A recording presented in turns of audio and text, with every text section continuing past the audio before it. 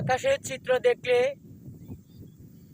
খালের পানি দেখলে, জমির পানি দেখলে, চারদিকের আবহাওয়া দেখলে মন চায় ওখানেই থাকি, ওখানেই বসবাস করি।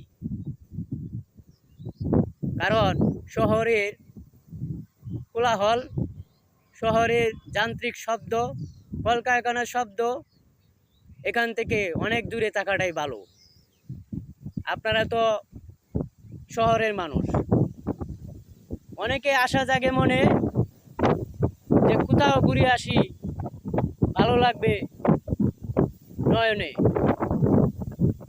অনেকে যাদের টাকা আছে বড় বড় জায়গায় ঘুরতে যায়, বড় বড় বিভিন্ন জায়গায় যায়, পার্কে, বিভিন্ন জায়গায়, সেটা বলার অপেক্ষা রাখে না।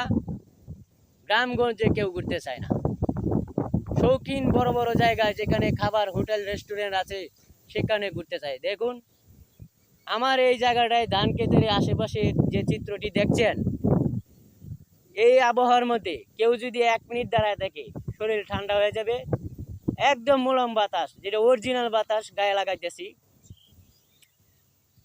এই বাতাসের মধ্যে এত সহজে কেউ গায়ে লাগাইতে পারে না। কারণ কর্মস্থলে মানুষ থাকলে এইসব বাতাস গায়ে লাগাইতে পারে না। আমি বরাবরে আমার ভিডিওর মধ্যে লেখা আছে বেকার। আজকে ভিডিও করি নিজের মন মতো করে, চেষ্টা করি আপনাদের ভালো কিছু দেখাইতে। আপনারা কি করেন? ঠেলাঠেলি করেন। ভাই, এই ঠেলাঠেলি বন্ধ করেন, ভালো কিছু দেখেন, ভালো লাগবে। এগুলো ফাইজলামি করেন না, ভালো ভালো ভিডিও দেখেন। আপনার এমবি পুরা, অনেকে এমবি খরচ করে ইয়া দেখে, ফেসবুক দেখে, কিন্তু ভালো কিছু দেখে না। অনেকে ওয়াইফাই দিয়ে এই মোবাইল দেখে, ফেসবুক দেখে, ভালো কিছু দেখে না। দেখে শৌখিনের মা, জরিনের মা, এইসব ভিডিও দেখে, ডান্স দেখে, খোলামেলা ভিডিও দেখে, জঘন্যতম কাজ। এগুলা ভালো লাগে না। ভালো কিছু জায়গা যান, মানুষ ভালো বলবে, ভালো কিছু চায় মানুষ। ভালো থাকবেন, ভালো কিছু দেখার অপেক্ষায় আপনারা স্বপ্ন দেখবেন, তাইলে তো ভালো লাগে।